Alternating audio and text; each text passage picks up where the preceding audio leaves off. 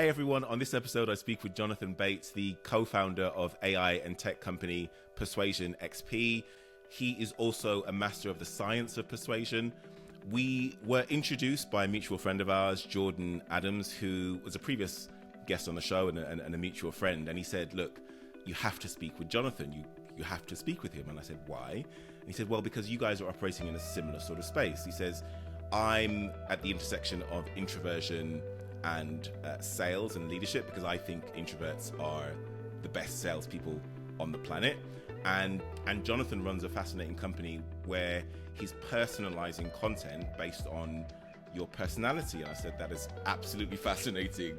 Let's have a call. So we jump on a call and we start getting into everything to do with personality and why people buy, especially why people buy in B2B, why we do what we do has so much to do with our makeup of our personality. And it's such a fascinating area that I think is going to form the future of a lot of what we do in marketing over the coming years. So I'm super excited to have him on the show. Jonathon Bates, welcome to Quiet Impact. Hi Nathan, thank you very much for having me. And yeah, I'm excited for our conversation. Super excited to have you on the show.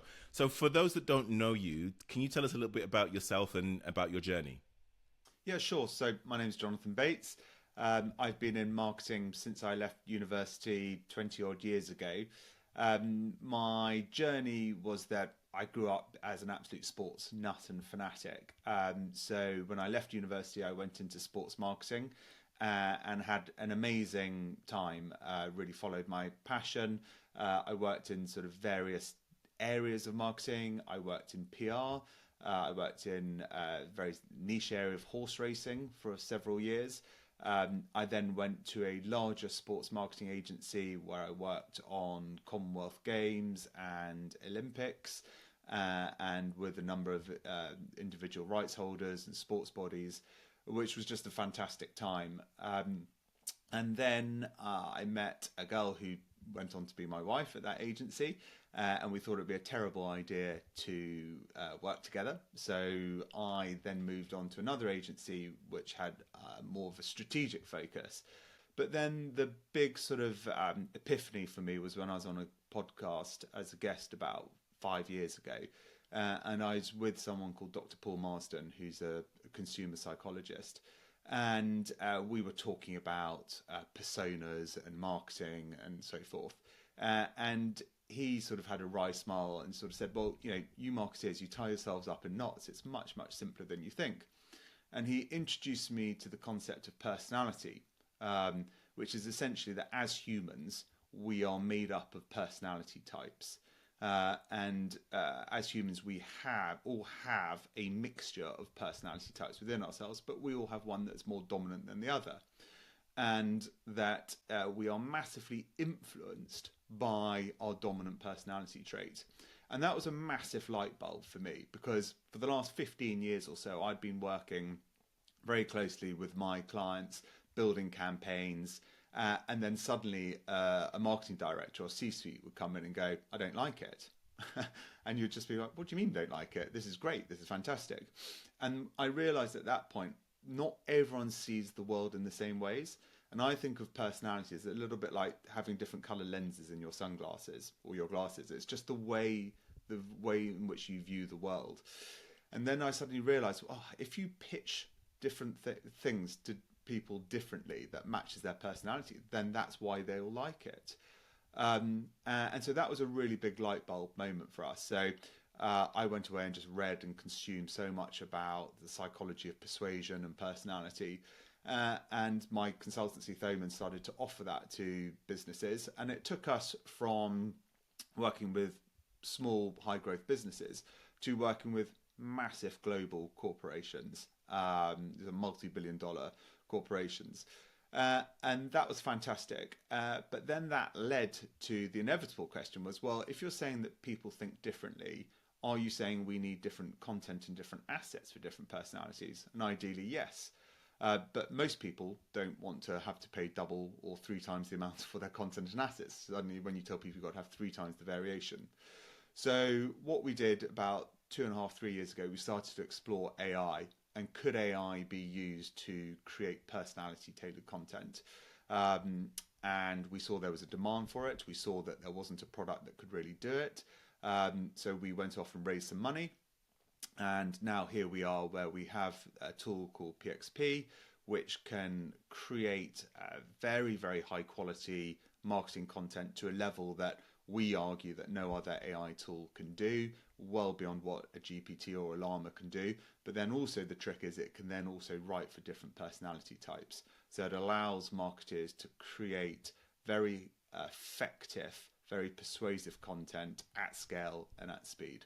So I've gone from a sort of sports marketing person who just wanted to go off and watch the cricket and the football to now working with major global brands on how they can influence and be more relevant to their consumers. And I think when people talk about persuasion, quite often they think about, is it hitting people over the head and making them want your product? Whereas actually the art of persuasion is far more subtle, and it's about how do you be relevant to someone. And I would argue that personality is not the only ingredient, but it's a fundamental ingredient to make yourself relevant to people. Because if you speak in a tone and a style that isn't relevant to someone's personality, you're effectively invisible. So that's my journey over the last sort of 20 years. Okay, so I've got so many questions. Let me try and back up and unpack some of the things that you've said. So it is quite a journey, actually, going from sports marketing to now the founder of a tech and AI company. It's an amazing journey, and it strikes me that actually you're the type of founder, because in my mind there are two types of tech founders. There are those that were coding, in their basement at 7 years old and love to take apart tech and put it back together. And there are those who want to solve really big business problems. They're business people who are strategic and want to solve, big business challenges. And it strikes me that you're the latter part of that. So take me back to those 5 types of personality type. I can't remember exactly what you call them. 5 elements of personality, because that strikes me as like really core and fundamental to what we're talking about here, just to give everyone a base level of understanding. So as I understand it, the 5 elements of personality are openness, extraversion, conscientiousness, agreeableness, and nurture. Why are those 5 so core to who we are as human beings? And how, if you're able to talk in a language of one of those 5, how are you able to resonate far more effectively with somebody? Yeah. So exactly. So just to pick up on one point, there's a very slight difference to what you're saying. So the acronym, or the easy way to remember about the personality model, is called the Big 5, and the acronym is OCEAN. So you're right, it is open, it is conscientious, it's extraversion, it's agreeableness, and then the final one is not nurture, but it's neuroticism, which sounds very, very dramatic. Now, the point is, we all have our own definitions and thoughts about what neuroticism means. So it's careful not to put your own spin on it. These are sort of scientific definitions. And these studies have been conducted. There's been tens and tens of thousands of studies across the world, from Asia to Africa, North and South America. And what we know is that the OCEAN model in academic terms is resolved. It's seen as the standard. And we know that all neurostable humans, regardless of which culture, which country you come from, have those 5 main traits within themselves. That's what makes us human. But we all have 1 or 2 that are more dominant than the other ones. And if you speak to someone in a way that matches their dominant personality trait, our results show you're about 2 to 3 times more likely to influence them, to engage them, and persuade them. So just to give you a very simple sort of explanation of what I mean, is that my wife was obsessed with having a Peloton bike not so long ago, and my wife is highly agreeable. So she's a people person. She's motivated by being surrounded by other people, by helping people, by supporting people, and so forth. So if you were Peloton and you wanted to market to her, she would love to see an advert that says, join the tribe, let's do this together, let's be part of it. And that would stand out to her, literally be like a beacon. She would see that. Whereas for me, I'm not particularly agreeable. And so I would gloss over that because those words don't really mean anything to me. Whereas if I saw something that said, train like an elite athlete, statistically proven to get you fitter quicker, hit your goals, smash your goals, those sorts of things, then that would stand out and leap to me. So the point is, not one message is better than the other. They're just more relevant to different people. And again, going back to this sort of light bulb moment, I can't tell you how many times I've been sat in boardrooms or big offices where people have been having arguments about this is the right message, no, this is the right message. Well, the point is they appeal to different people differently. And so I think as a brand, you've got two choices. You can either say, this is our brand personality. We are conscientious and do all your marketing in a conscientious way. Or you could say, no, we're extrovert, like Richard Branson. We're virgin. We're just going to fly in the face of everything. We're going to, break the rules and do things differently. And that's fine. So you can pick your personality, and that means you will appeal to that corresponding personality. But it doesn't mean you necessarily alienate all the other ones. What it means is that if you're an extrovert brand, you will appeal to extroverts. And then if you absolutely nail it and become very successful, other personalities will start to look at it and sort of aspire to be like that. But equally, there's lots of brands which, want to appeal to as many customers as possible. And we work a lot in big tech and software companies. And what's so interesting is that there's this sort of default setting where people think, well, it's tech. They're tens of millions of pounds of contracts. So therefore, we must be logical. We must be basically conscientious, which is all about proof, results, efficacy, and so forth, which makes a lot of sense. But it's not fair to say everyone in tech just wants that. Arguably only about 20-25% of people in the world are conscientious. So it's not saying it's wrong to position your big tech brand in a conscientious way, but you are only appealing to a certain segment of the market. Now, then the other interesting thing is, I would say 99% of tech businesses come across as conscientious. So then you've got no saliency. You're not standing out from the crowd. An exercise that we so often do is we'll go in when we first start working with a brand, and we'll ask who their top 9 competitors are, top 10 competitors, whatever it is. And then we'll take their web content, we'll take their marketing content, and we'll anonymize it. And they can't pick out which is their brand from someone else's brand because they're all saying the same thing. So I think a couple of things points I'm trying to make there. One is, if you can create content that speaks to a specific personality, then you will 100% guaranteed be more relevant to that audience that you're trying to speak to. But I think if you're marketing a brand or you're in sales, you've got to think, well, how can I be salient from what other people are doing?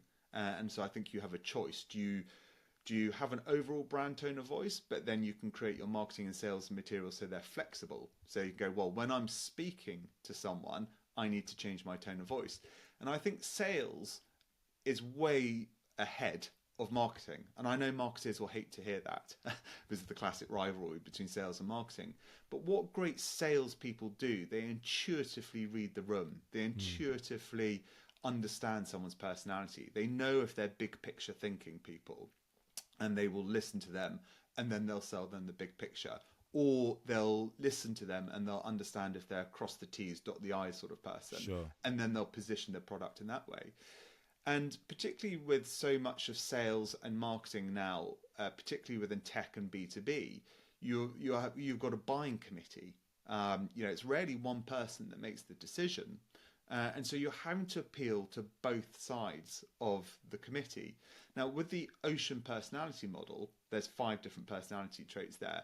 You can make your life very, very simple. You can basically split it down the middle and say there's open people who are looking for change, looking for innovation, are willing to do things differently. And there's stable people who don't like change, people who don't want to rock the boat, people who just want incremental improvement. And there's really fascinating piece of research done by the B2B Institute from LinkedIn. And what it shows is that in B2B sales, in buying committees, the buying committees are almost split 50-50 down the middle.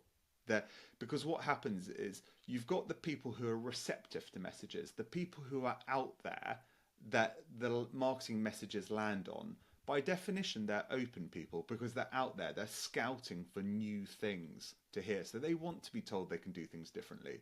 They want to know they can drive innovation. They want to know they can rewrite the rule book and all this sort of stuff. And then there's the other 50% of people who are the ones responsible for deploying the software and running it and managing it. And they're not looking to change anything. So they have what we call a stable personality. What the research from the B2B Institute has shown is that because you have these two mindsets in a buying committee, you have to be relevant to both of them.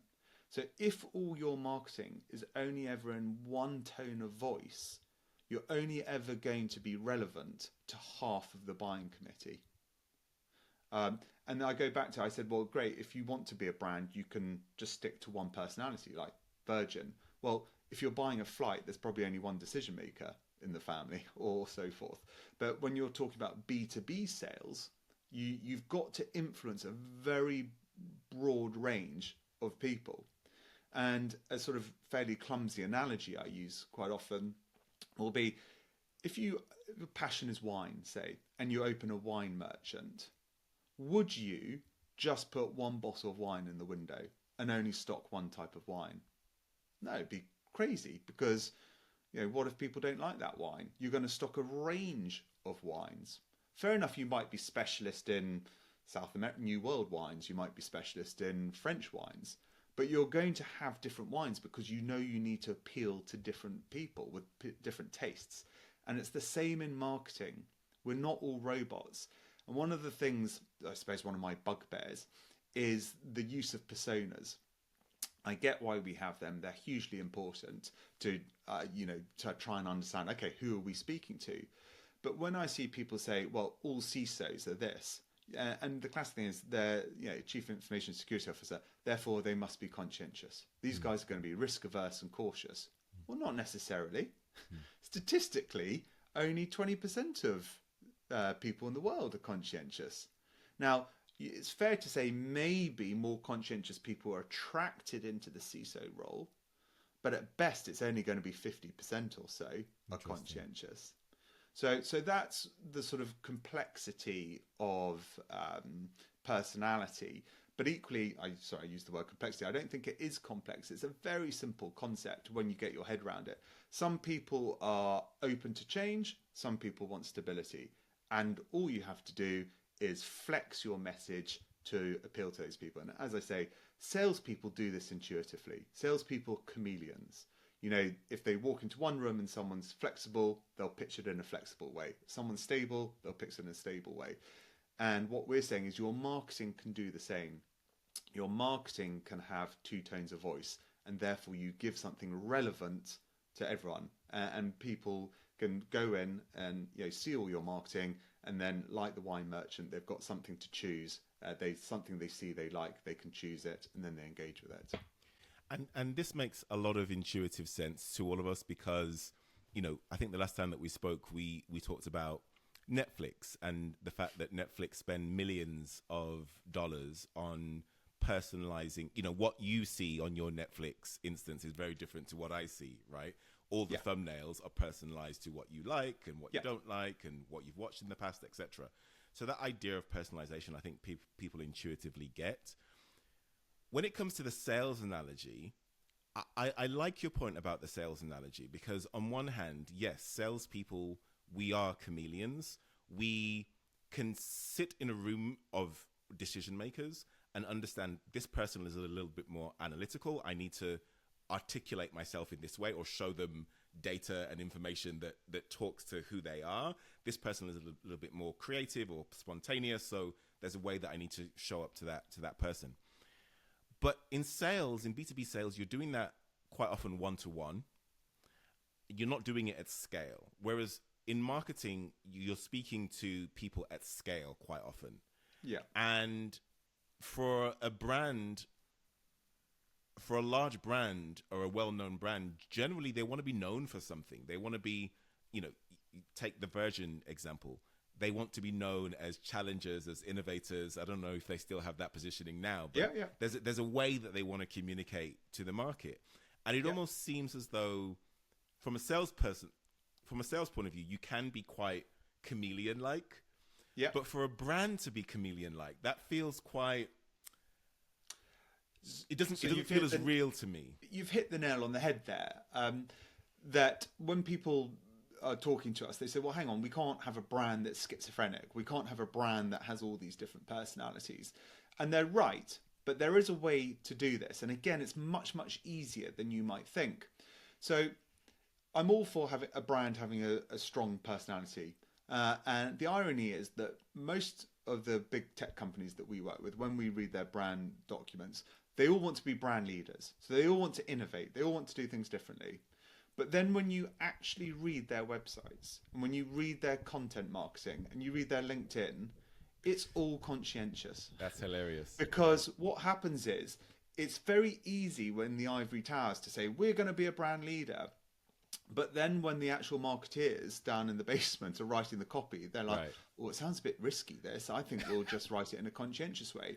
So I would argue brands are already schizophrenic. But anyway, let's say you take a very big stance. So we're known for never getting things. We're IBM. No one got fired for hiring IBM. So we're really conscientious versus Apple. We do things differently. We innovate. That's fine. But what you can do is you can still flex your content. So if we take, we're working with probably the most famous tech brand in the world, and we were creating some LinkedIn content for them recently. And they will happily run 60, 70 versions of a LinkedIn advert over the course of a month, subtly changing the language, subtly changing the imagery and that sort of stuff. But unless you're doing it to a personality or a psychological fingerprint, quite often what you notice is that those 70 variations are all written in the same style. And one of the clients we work with, she said that even though she's doing massive multivariate testing, what she realized was that she was going to the bowling alley and only aiming at one pin. And when she started to do multiple personality, she said, now I'm aiming at all the pins.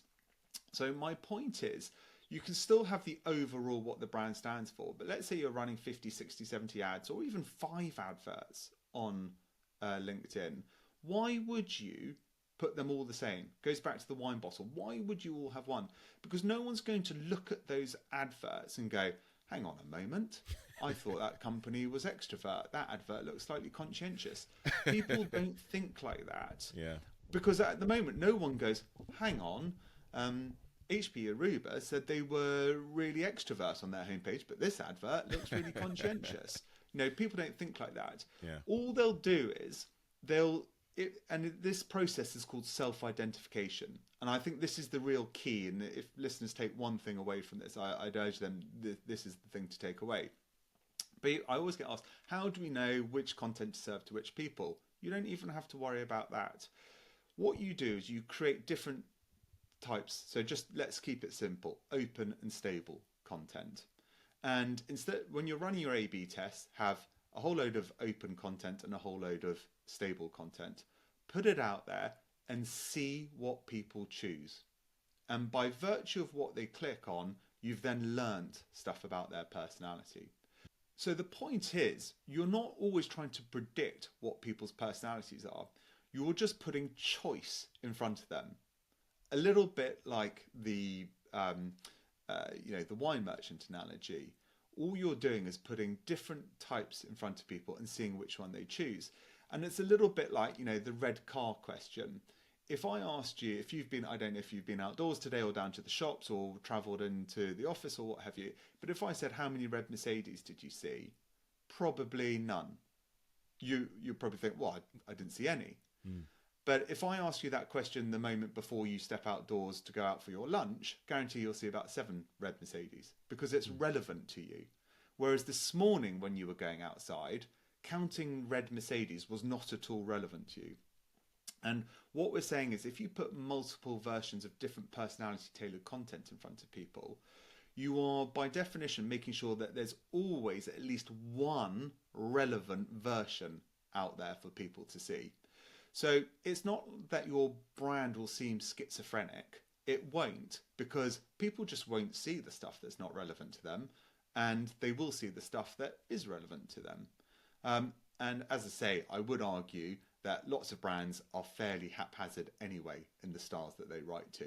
So I'm saying you can bring much more scientific rigor to it. And then really geeky, the really interesting thing about this is that virtually every product or service in the world has a range of features, advantages and benefits. So then the question becomes, well, which advantage or benefit should we be talking about? Should we be talking about latency? Should we be talking about cost? Should we be talking about efficiency? Right. And so forth?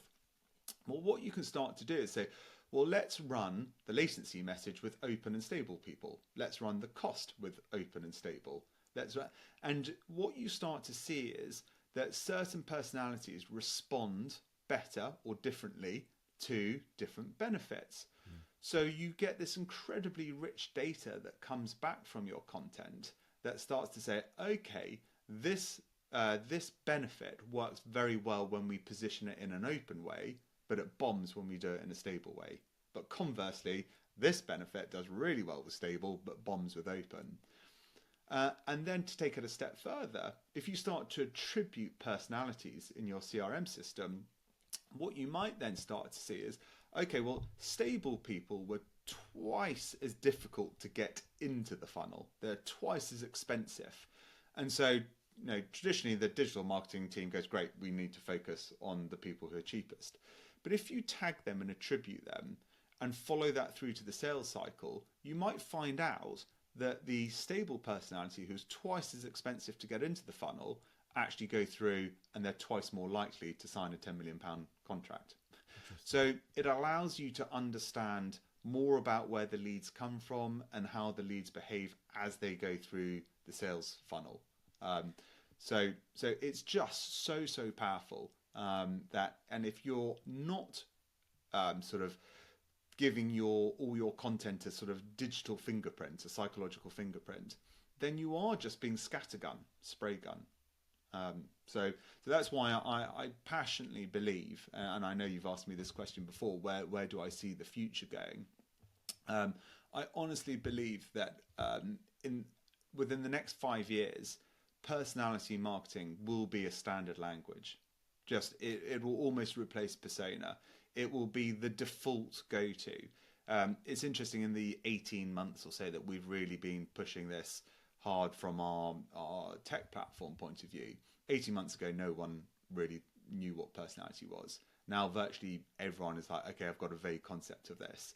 And then the real beauty is when you put two pieces of content in front of people and say, which one do you prefer?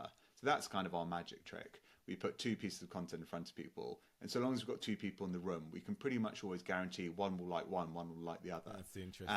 And then that does your point for you. So we all like different things.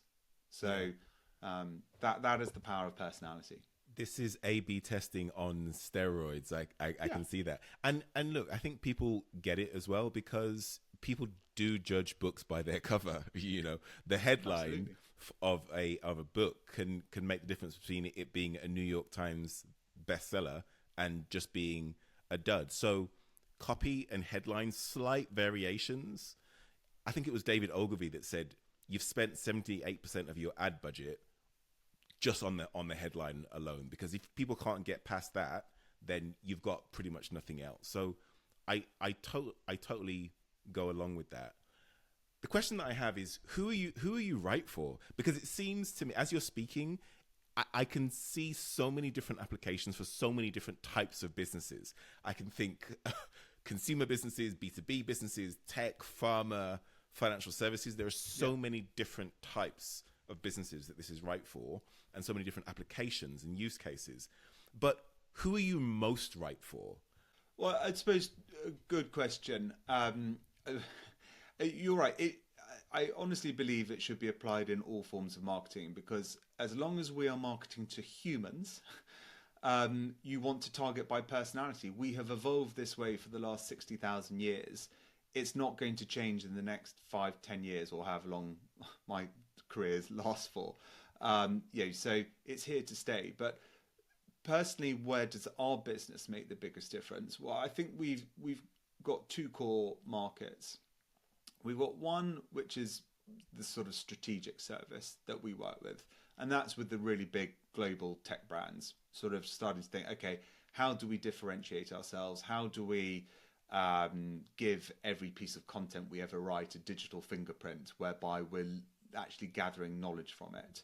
So if you think that, every time someone clicks on a piece of content on your website or reads a PDF or reads an email, if that piece of content has a personality or psychological fingerprint behind it, you're constantly learning people like this, people like that, people like this, which is what Facebook do. This is the same algorithm that Facebook use. All That's the social how networks. they can run such powerfully predictive Yep. advertising, because they understand, they've mapped every user against the Ocean personality model, and therefore they can predict what you're going to want.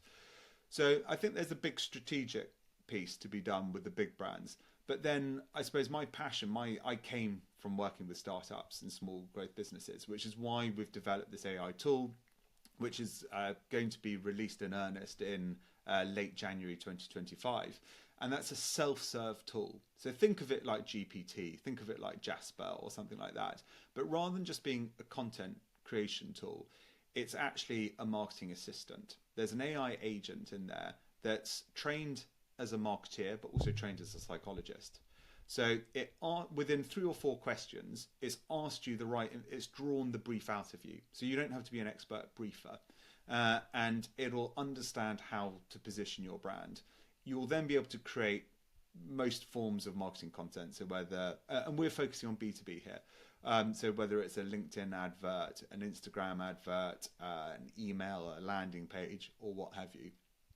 And then our sort of mantra is to do the thinking for you. So let's say you go in and you go, we're running a webinar. So please can you create me an advert for the webinar? So great, we'll go, what is the webinar talking about? And then we'll understand how to position that webinar, and we'll understand how to position it for different personalities. So we'll say, here's an A version for stable, here's a B version for flexible. But then we'll go, if you're creating an advert for a webinar, you'll probably want a landing page. You'll probably then want a series of emails. So when someone signs up, they get an auto email confirming their registration. You'll probably want an email 1 week out, reminding them. You'll want an email 48 hours out, and you'll want an email 1 hour out. Then you'll want to send them an email after the recording of the webinar. Then you'll want to send them a nurture series of content for the next 10 weeks afterwards. And it will build all that out for you. So it's helping marketeers to really do the thinking for them and help them to do things at scale. Because so many marketeers of sort of small to medium businesses, and I'm talking right up to £50 million businesses, they're so busy. I even look at my own business. I was talking to someone the other day who said, they work in a big agency, and they said for the last 3 years at 2:00 every Friday, something pings up in their calendar that says write LinkedIn post and write blog. And he said, for 3 years I've never done it because I just don't have time. So that's where my passion is, and creating this AI tool to help all those marketeers, where they can sit down and build campaigns in the matter of an hour or so, have 3-6 months worth of content. But that's all content which is designed to learn from. So every time they run a post, a LinkedIn advert, an email, it's not just, that got 22% engagement or that got whatever open rate. It's like we can then always draw it back to what personality technique were we using? Therefore, what are we learning that this personality likes that or that doesn't? So you can constantly iterate and evolve and make your next piece of content more effective. Because you've learned from what's gone on previously before. Tell your friend that he needs to delete that calendar reminder, because it's just depressing him, and it's just going to make him feel like a failure every week. Exactly. I used to do a similar thing, and it just reminds me how bad I am at doing stuff. The negative reinforcement, isn't it? Yeah, exactly. So I love all of this stuff. Give us a case study or a use case, help bring this to life for us. Give us an example of a campaign that you've run. Okay. Don't have to mention the brand, but just give us an idea of what happened. We did a campaign for a big global cybersecurity company, and they very open-minded. So they wanted us to run 4 versions of adverts across. So they, rather than just going stable, flexible, they wanted to delve into 4 of the 5 personality types. And then within each of those personality types, they wanted to do an A/B version. So one positive, one what we call loss aversion, so the fear of missing out.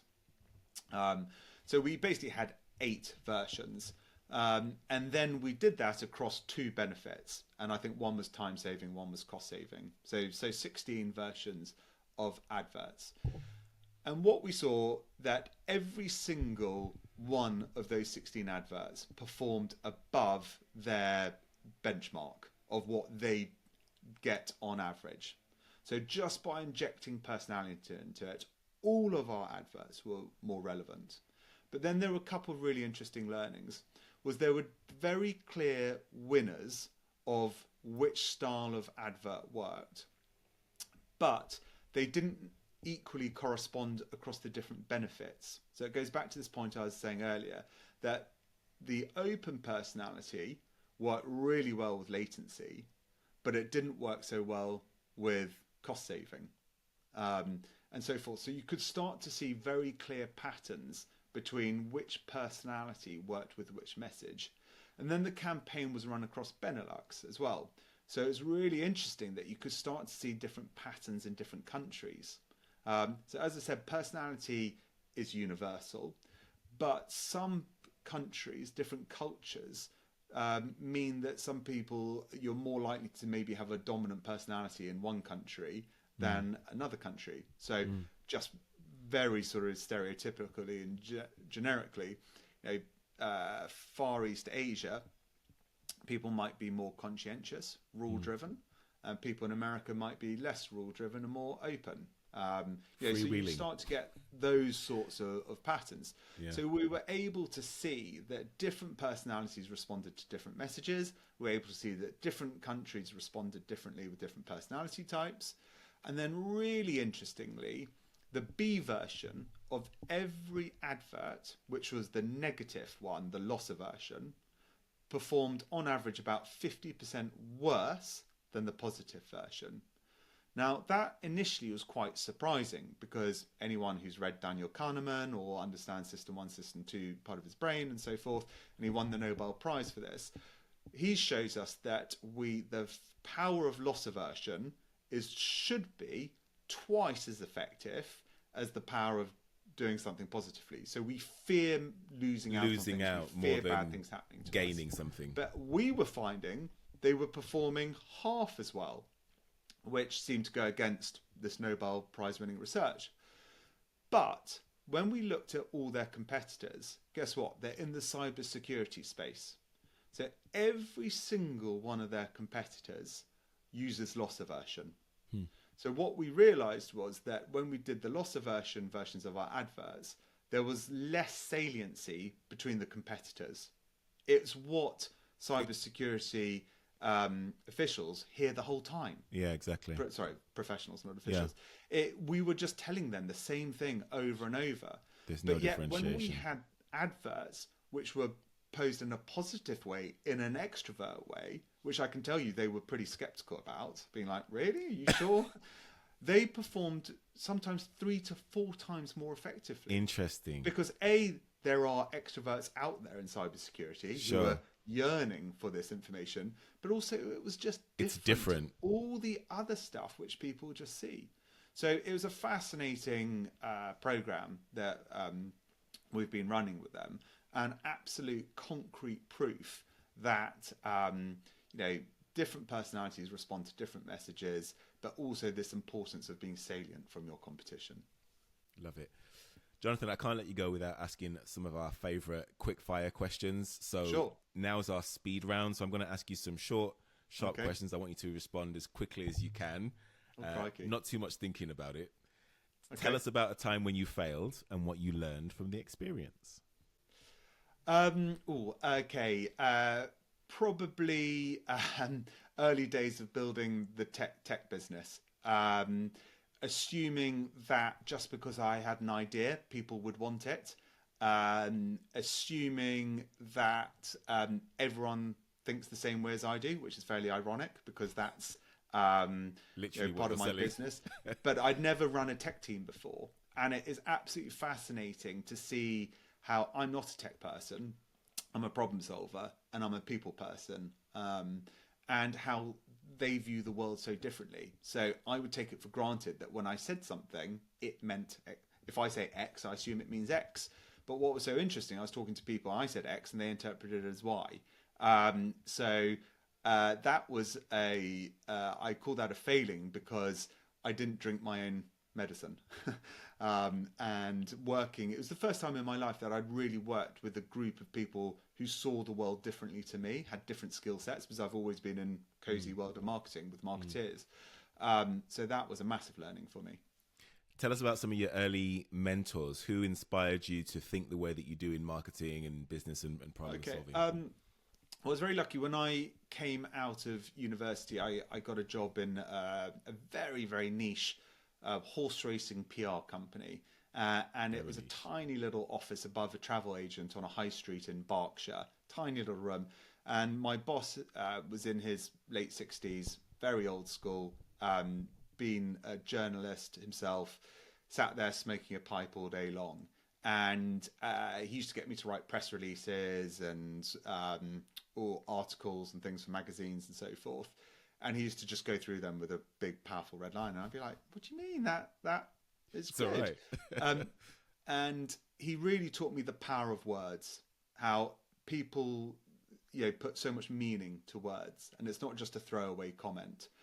So he was called Laurie Brannan, and he really taught me the power of words. And then more recently in my career, as I said, I was a guest on this podcast with Dr. Paul Marsden, who taught me about personality.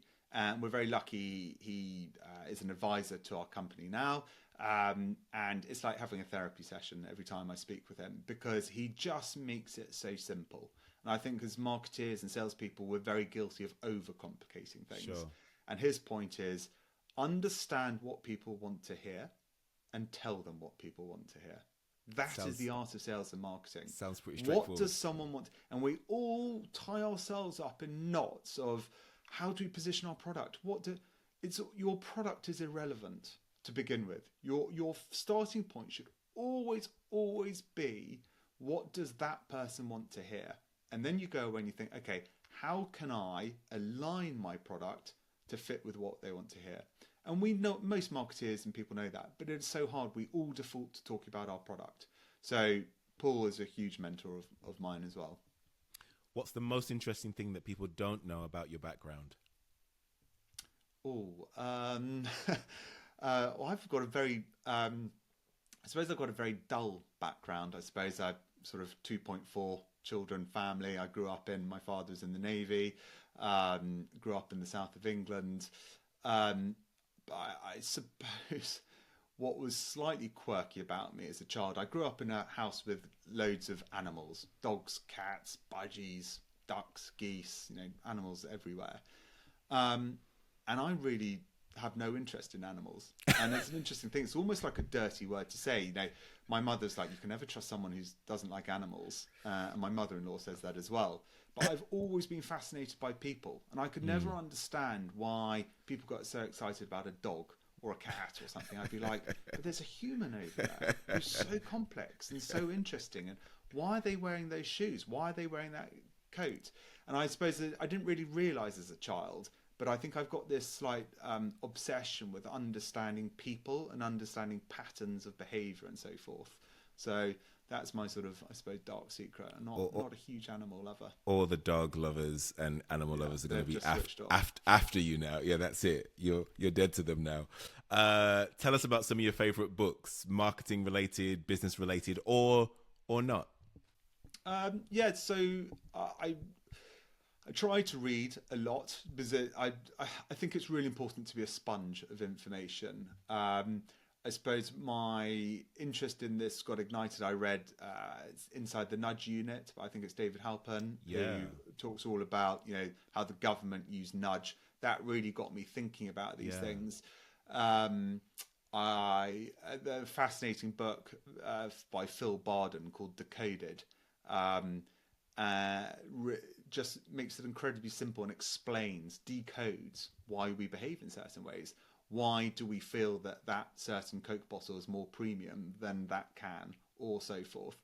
And I just found that fascinating because it made me realise that there's a reason why we do everything. Richard Shotton's got a couple of books, The Illusion of Choice and The Choice Factory, who they just distill all this academic research down very well. So those are the sort of books I turn to, and I'd highly recommend. Some good recommendations there. What do you do to keep mentally and physically fit? Well, mentally fit, I'd say I try and absorb information. I will listen to podcasts. I actually find Instagram and LinkedIn, a fantastic way just to get short, sharp snippets of information. Like them or loathe them, the algorithms. I said fit, not lazy. No, because the algorithms are so effective that, if I go down a rabbit hole of reading about cognitive biases or persuasion techniques, it will then serve me other content. And then, someone's talking about an academic paper, and then I can go and find that academic paper. Sure. So I find using those social platforms almost as a search engine to filter relevant stuff. It's a curation You have to tool. be very disciplined. So I try and absorb information. In terms of keeping physically fit, I'm probably not doing as much as I should do. I've run marathons. I was into road cycling. I worked for a road cycling team when I was in sports marketing. I've cycled from Land's End to John O'Groats and used to get out on the bike a lot. But I've got two youngish children who are obsessed with sport themselves now. So most Saturdays and Sundays are spent taking them to their sports training or watching matches on the touchline. I try to keep mentally and physically fit. Okay. Well, speaking of young children, you probably don't get time to watch any TV. But if you did, Amazon Prime, Netflix, Disney Plus, there's so many streaming channels out there. What's your favorite? I'm old school. I'm a BBC man. Oh, no. No, what did we watch? I think my wife's the filter in choosing TV programs. Okay. So the last series we watched was Slow Horses, which I think is Apple. I think Apple do some really good series. But I love half-hour programs. So I love quizzes. I love factual. I love comedy. I love satire. I love Have I Got News for You? Okay. Those sorts of things. Short and quick. Nothing too mentally taxing. And my final question, Jonathan. What is it you know about persuasion and human beings and marketing today that you wish you knew at the beginning of your career? Oh, that's a great question. I think a couple of things. I think if I'd known it was a science, it's an art and a science. I think I could have used it a lot more effectively and probably got further quicker in my career rather than just fumbling around in the dark, sort of like, because there's such simple techniques you can do to be relevant, to resonate with people, to show empathy and so forth. I wish I'd just known the concept of it. And actually, I passionately think that it should be a skill almost on the curriculum, because I don't know a statistic around this, but most people in life are in some form of sales. We have to sell something in some shape or form, whether it's just selling ourselves in an interview. So knowing how to reach out and influence people. But then I think the other, I sort of mentioned it earlier, is the fact that persuasion is not forcing someone to think your way. Persuasion is about listening and understanding what motivates people. I think the CIA have a phrase called WAIT, which stands for Why Am I Talking? And the point is, you shouldn't be talking, you should be listening. And then the old cliche, God gave us 2 ears and 1 mouth. So we should listen twice as much as we talk. I think that's a massive piece of advice, because if you listen, you will learn what motivates people. You'll learn what people are worried about. You'll learn what people aspire to. And if you listen and you gather that information, then you can work out what they want to hear, what they want to be told. And then that's what a great salesman and marketer does. It positions their product in a way that matches and is relevant to what people want. People don't care what you think until they feel understood. Exactly. They want to feel understood. They want to feel that you're listening to them. That's it. That's it. I know we're not going to sales techniques, but a thing that often people will do is, as soon as someone, when they're in a sales or marketing situation, as soon as someone stops talking, they start talking. And essentially what you're saying is, I didn't actually listen to anything you're saying. I just want to plow on and tell you my story. And just simple techniques, you really pause after someone's, and you nod, and then you play some stuff back to them and show that you've really cared and listened. And then I suppose the thing about this, when I'm talking to people, they go, that's so insincere, that's so manipulative. But the point is, there's two ways of you can do this. One is you can do it insincerely and manipulatively, or what great salespeople do is they make themselves genuinely care. They become passionate about it. And I suppose I learned that I talked about at the start, I worked on the Commonwealth Games. And part of our brief was to help get coverage for minority sports. So water polo, championships, badminton, squash, things like this. And as a sports fanatic, I was reasonably interested in them, but not a huge passion for them. And then you meet the people in these sports, and they're dedicated their life to them. They work just as hard as Roger Federer and stuff. And so I learned to make myself passionate about what they were passionate about. And I think, again, I'd urge people to take that on board, is if you can make yourself as passionate about the subject that the person you're talking to or selling to, then they will strike an empathetic chord with you, and you'll be more effective. It's a great place to end. Jonathon Bates, thank you for doing this. Brilliant, my pleasure. Thank you very much for having me.